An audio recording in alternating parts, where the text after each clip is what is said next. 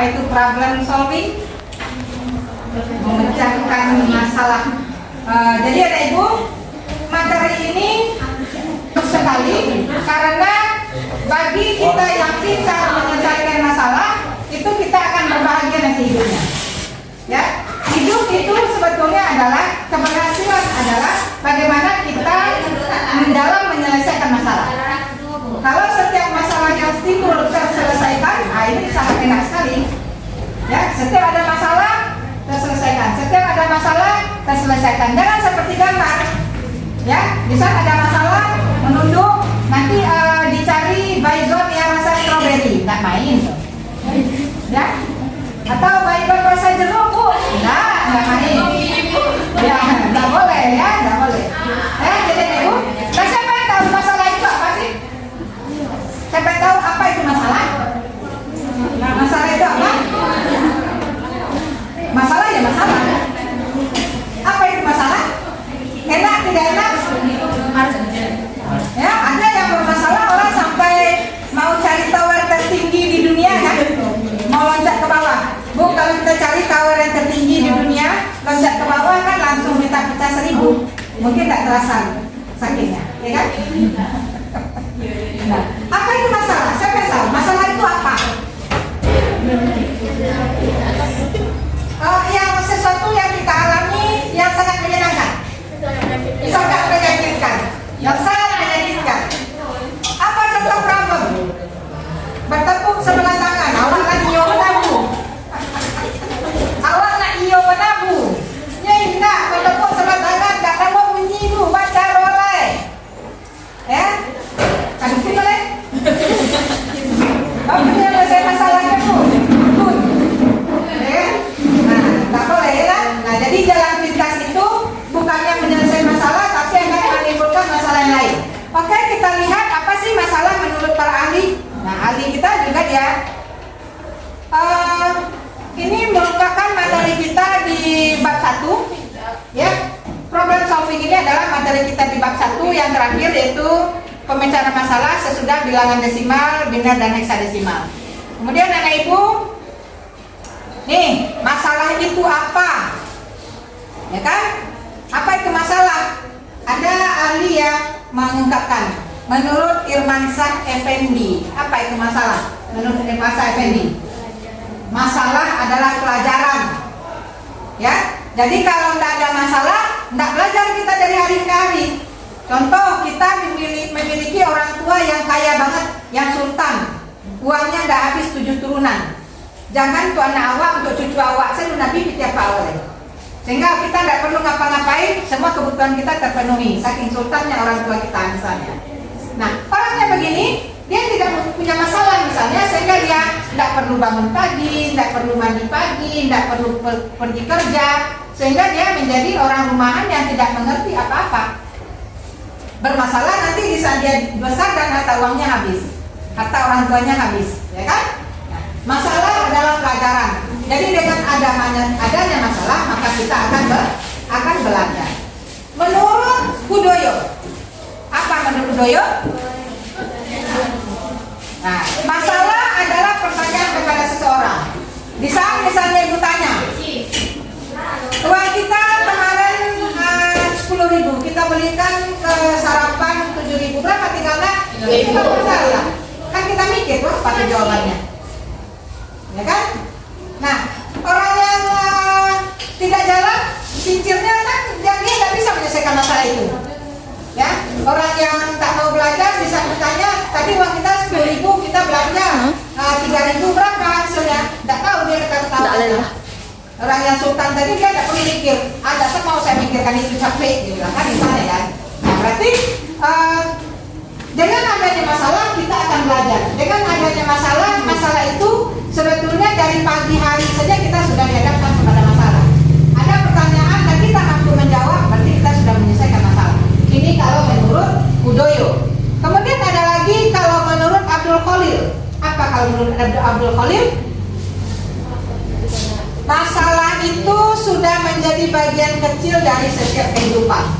Jadi dari mulai saja kita bangun pagi sampai kita tidur lagi, kita dihadapkan kepada masalah. Bagaimana kita menyelesaikan menyelesaikan setiap masalah itu. Nah itulah yang pintarnya setiap masing-masing kita berbeda.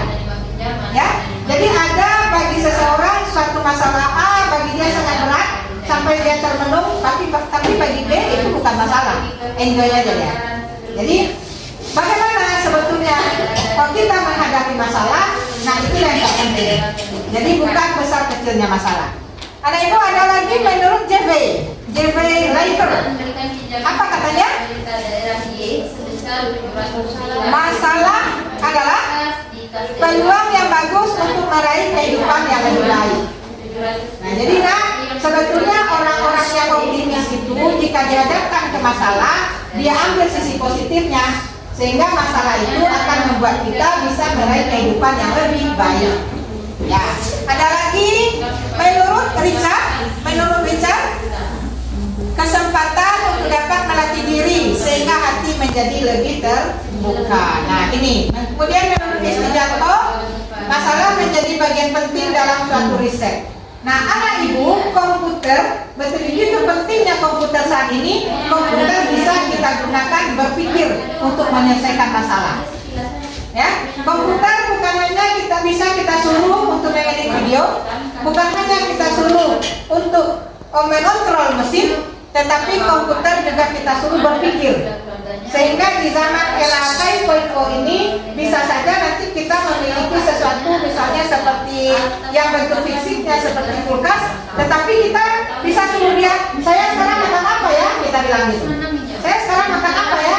Nanti dia bilang, oh makan nasi goreng saja. Oh iya ya, berarti saya makan nasi goreng aja. Karena memang komputer itu tahu. Komputer itu sudah kita input apa yang kita nggak suka, apa yang kita suka, makanan yang kita suka apa saja, ada beberapa pilihan.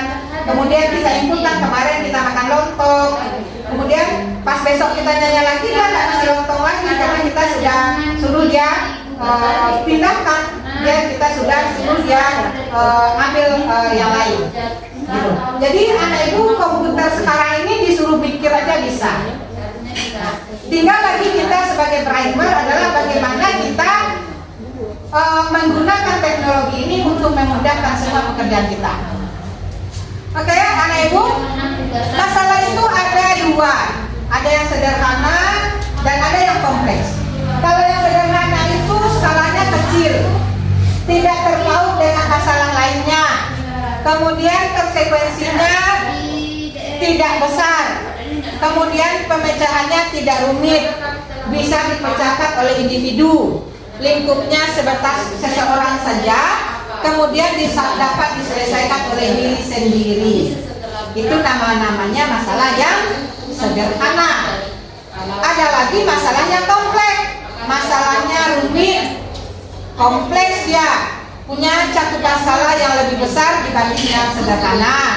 Kemudian terkait dengan berbagai masalah yang lain, ya, berbagai masalah yang lain. Makanya dalam penyakit pun kita ketahui ada, sudah kompleks, ya, sudah kompleks penyakitnya, diobatkannya, timbul asam uratnya, diobat asam uratnya, bermasalah ke darah tingginya, sudah sangat kompleks, ya. Kemudian konsekuensinya sangat besar. Dan penyelesaiannya membutuhkan kerja kelompok. Analisisnya sudah harus sangat mendalam. Kemudian jangkauan masalah ini berhubungan dengan banyak individu, juga hanya dapat diselesaikan oleh banyak individu. Jadi anak ibu di sana, anak ibu nanti pergi ke perusahaan, itu ada di sana pemikir-pemikir yang tugasnya adalah untuk menyelesaikan setiap yang ada masalah di dalam perusahaan. Dan biasanya perusahaan mempunyai masalah yang kompleks, hanya bisa diselesaikan oleh banyak orang, harus bekerja sama dalam menyelesaikan masalah tersebut.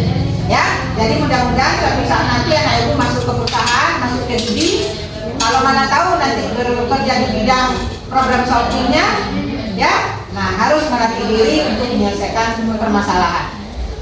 Baik, kita lanjutkan. Kenapa masalah timbul? Ya, kenapa masalah itu timbul?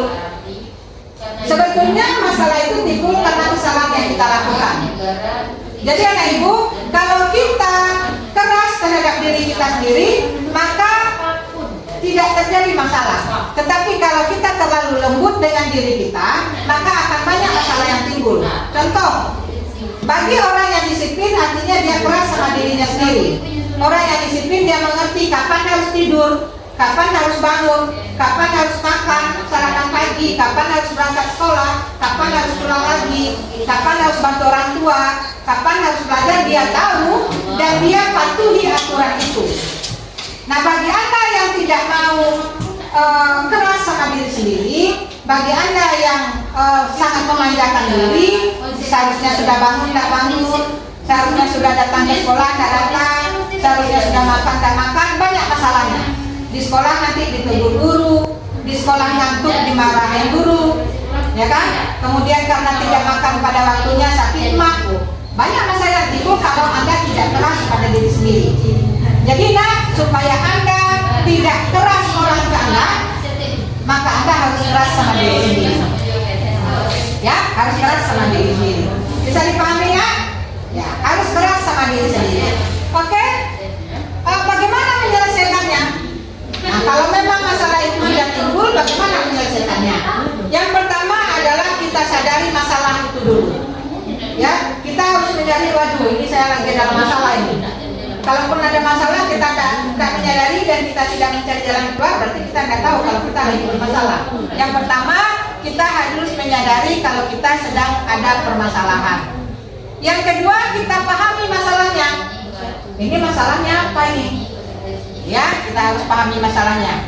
Jadi jika seseorang memiliki masalah, maka hal yang harus dilakukan adalah memahami, kemudian menjabarkan masalah yang terjadi.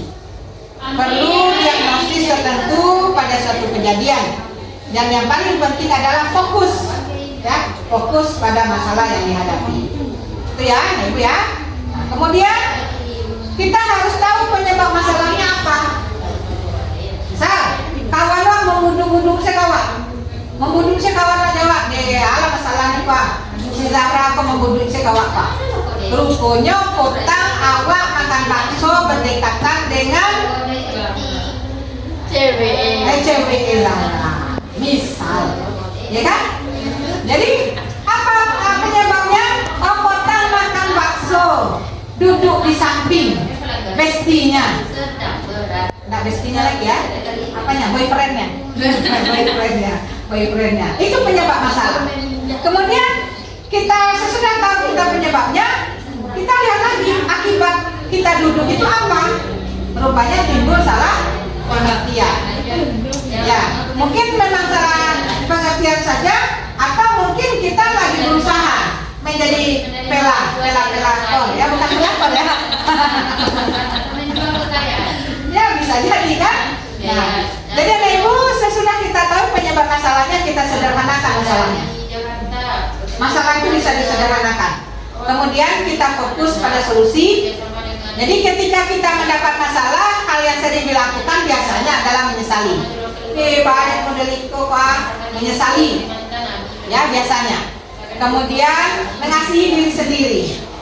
Ya, hal ini sangat tidak baik karena menyesali dan meratapi tidak akan menyelesaikan masalah. Oleh sebab itu, fokus pada tindakan penyelesaian masalah. Kemudian diharapkan nanti terdapatlah solusi yang diharapkan. Ya, nah Ibu. Oke, selanjutnya. Nah, ini. Kemudian sesudah kita kenali, selanjutnya yang kita kenali adalah penyelesaiannya. Harus kita kenal juga bagaimana penyelesaian masalahnya. Kemudian temukan strategi penyelesaiannya. Kemudian evaluasi implementasi pemecahannya. Jangan mengeluh berlebihan. Ya, nah Ibu, di saat Ibu tayangkan ini, nanti anak Ibu harus literasi. Apa-apa yang kiranya perlu didalami, ya, pendalaman mana yang harus Ananda butuhkan, Ananda literasi. Ya, banyak di YouTube yang kira-kira bisa Ananda gunakan untuk literasi agar ilmunya mendalam. Baik, selanjutnya segera ambil tindakan, ya. Kemudian atur emosi, ya. Sudah tahu betul pemecahannya,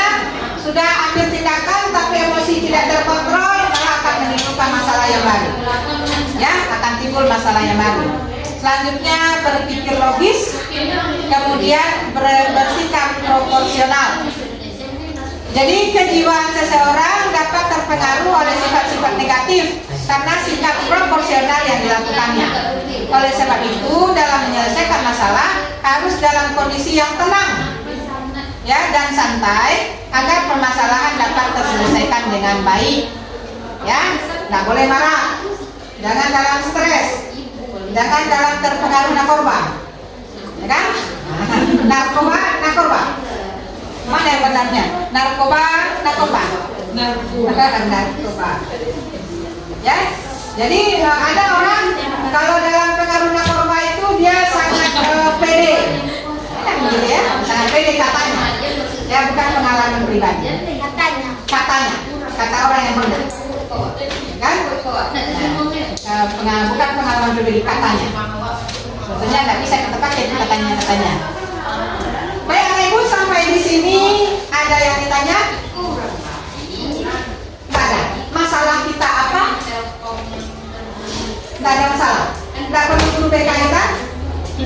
Orang yang baik nggak perlu guru BK. Orang yang pintar memecahkan masalah nggak perlu guru BK.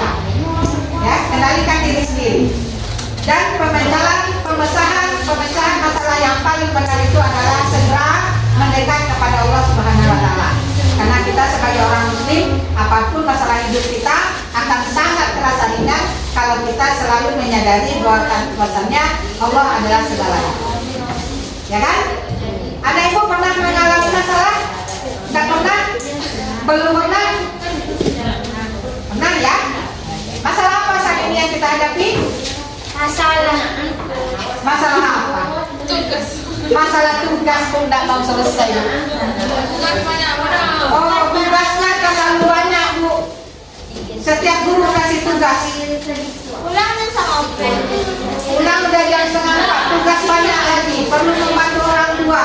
Kadang, Bu, orang tua kita susah, Bu. Ada siswa ibu yang mungkin nggak di sini. Ada siswa ibu, dia harus membantu orang tua mencari nafkah. Kalau dia cari nafkah, adik dan ibunya tidak makan. Pulang udah jam 3:30, itu kan masalah. Sehingga dia harus mencari nafkahnya di malam hari. Di saat capek dan sekolah istirahat sebentar, nanti cari nafkah di malam hari. Nah, tunggu lagi masalah apa? Besoknya di sekolah ngantuk. Di saat ngantuk di sekolah, gurunya marah. Karena gurunya nggak tahu apa yang terjadi di siswanya. Tapi di saat gurunya tahu karena siswanya ngantuk karena dia mencari nafkah, misalnya kalau dia tidak mencari nafkah, ibu dan adiknya tidak makan, misalnya. Ya kan? Nah, itu kan seharusnya dibantu. Ya, bukannya dikeluarkan dari sekolah. Ya kan? Nah, ada yang memang karena gurunya tidak bertanya, kenapa ngantuk, dimarahin saja siswanya. Siswanya juga malu untuk mengungkapkan permasalahannya. Kadang permasalahan itu harus diungkapkan. Sesudah diungkapkan tentu ada solusinya. Mungkin ada orang yang membantu kita dalam menyelesaikan masalah kita.